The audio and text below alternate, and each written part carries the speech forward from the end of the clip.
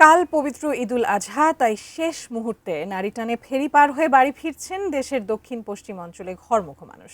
এ বিষয়ে বিস্তারিত জানাতে পাটুরিয়ার ঘাট থেকে সরাসরি যুক্ত হচ্ছেন প্রতিনিধি মোহাম্মদ সুজন খন্দকার।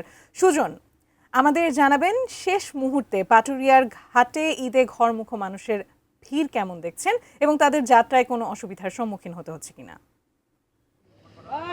জি, ধন্যবাদ আপনাকে। আপনি যেমনটি বলছিলেন, আসলে আজকেই কিন্তু শেষ মুহূর্তের ঈদ যাত্রার শেষ দিন, অর্থাৎ আগামীকাল যেহেতু পবিত্র ঈদুল আজহা, আপনি জানেন যে সেই শেষ মুহূর্তে কিন্তু সকাল থেকে একটু আগ পর্যন্ত পাটুরিয়ার প্রতিটি লঞ্চ এবং ফেরিঘাটে কিন্তু প্রচুর পরিমাণ যাত্রী এবং যানবাহনের চাপ ছিল। এখন কিছুটা কমেছে, আবার একটু পরে বাড়বে। এর কারণ হিসেবে বলছেন যে যাত্রা পথে, অর্থাৎ সকাল থেকে যে সকালে ফেরি বন্ধ ছিল এবং ঘাট এলাকা এবং সড়কের যে বেশ কিছু অংশ জুড়ে কিন্তু যানজট সৃষ্টি হয়েছিল। এই কারণে ঘাট থেকে যানবাহনগুলা ঢাকার দিকে যেতে পারে না, যে কারণে মহাসড়কের দুনো পাশে প্রচুর পরিমাণ মানুষ বাড়ি ফেরার জন্য কিন্তু যানবাহন পাচ্ছে না, যে কারণে এখন আপাতত ঘাটে একটু যাত্রী কম রয়েছে। এর পাশাপাশি আপনাকে বলি যে পাটুরিয়ার যে ঘাটগুলো রয়েছে, এই ঘাটগুলোতে কিন্তু এখন আপাতত ফেরি নেই, অর্থাৎ ঘাটে ফেরি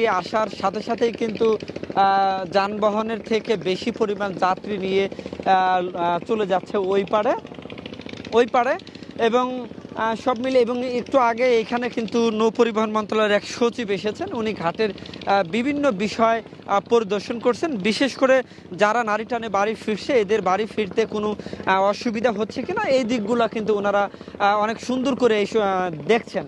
এর পাশাপাশি আমি বলি, এই যে আপনি যে অ্যাপ্রোচ সড়কটা দেখছেন, এটা হচ্ছে পাটুরিয়ার ৩ নং ফেরিঘাট, অনেক গুরুত্বপূর্ণ একটি ৩ নং ফেরিঘাট। এই ঘাট দিয়েই মূলত সব থেকে বেশি মানুষ নারী টানে বাড়ি ফিরছে। তবে এদের সব থেকে বড় একটা অভিযোগ হচ্ছে যে তারা যে নারী টানে বাড়ি ফিরছে, এখানে কিন্তু তাদের ভাড়া নেওয়া হচ্ছে বেশি এবং প্রশাসন বা আইন শৃঙ্খলা বাহিনীর কেউই কিন্তু এই ব্যাপারটা কিন্তু কোনো হস্তক্ষেপ করছেন না।